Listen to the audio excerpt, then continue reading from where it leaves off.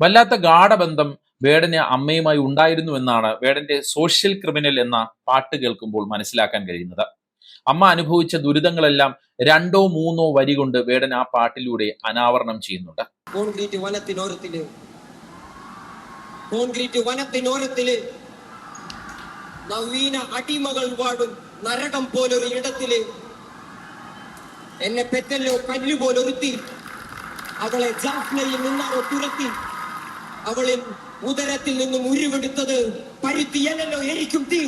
വേടന്റെ അമ്മ ചിത്ര ജാഫ്നയിൽ നിന്നുള്ള ഒരു ശ്രീലങ്കൻ തമിഴ് അഭയാർത്ഥിയാണെന്നാണ് മനസ്സിലാക്കാൻ പറ്റുന്നത്. ശ്രീലങ്കൻ സിവിൽ യുദ്ധകാലത്ത്, അതായത് 1980കളുടെ തുടക്കം മുതൽ അവർ തമിഴ്നാട്ടിലെ ഊട്ടിയിലേക്ക് കുടിയേറി. പിന്നീട് എങ്ങനെയോ തൃശ്ശൂരിലെത്തി. പിന്നീട് തൃശ്ശൂർ റെയിൽവേ സ്റ്റേഷന് സമീപമുള്ള ഒരു കോളനിയിലാണ് ജീവിച്ചത്. അവിടെ വെച്ചാണ് വേടൻ ജനിച്ചത്. വേടൻ വളർന്നതെല്ലാം ഈ കോളനിയിലാണ്.